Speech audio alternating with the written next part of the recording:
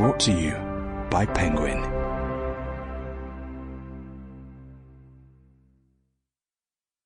The Better Half by Sharon Moalem, MD, PhD. Read for you by the author. For my better half. Author's note.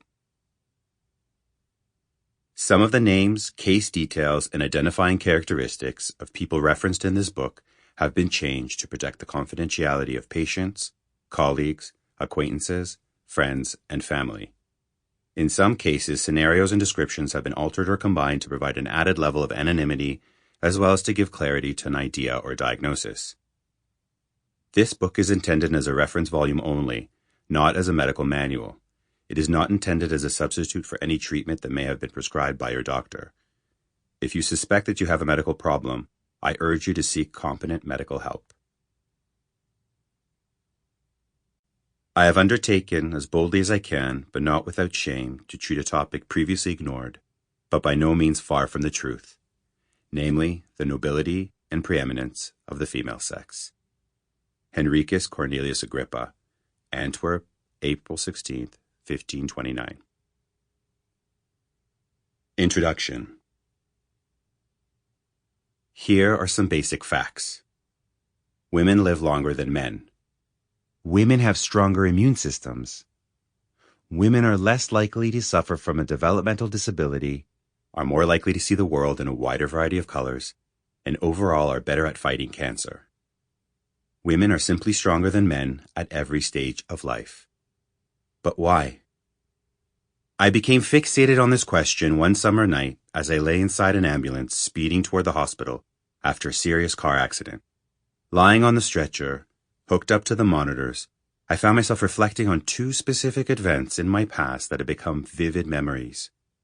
One occurred when I was a doctor treating premature babies in a neonatal intensive care unit, NICU, and the other was 10 years earlier when I was focused on neurogenetics, working with people in their final years of life.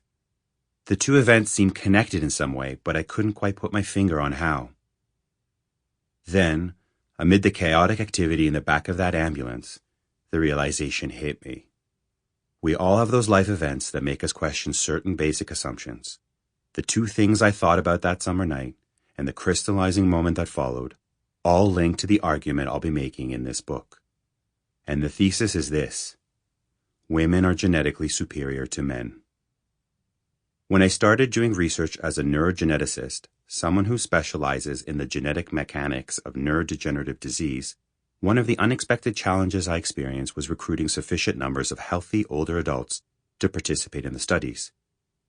Even with the perfect research question and all the necessary financial support in place to test them, I'd often be stymied and have to delay because I couldn't find healthy older age and sex-matched volunteers.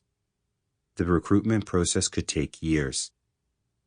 Unless, of course, you've got Sarah on your side.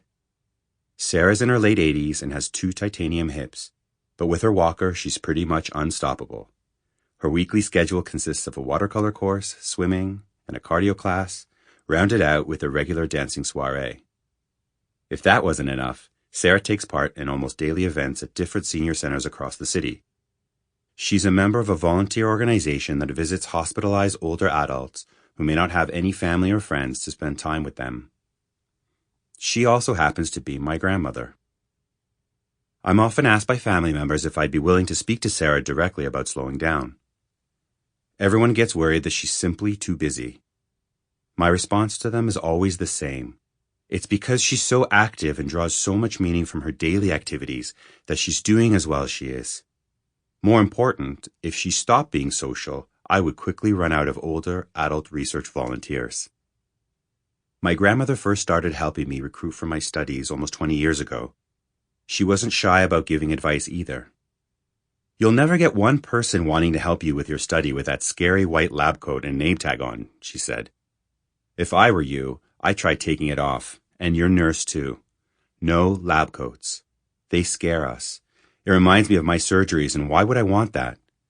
Without it, you can just look like a normal person.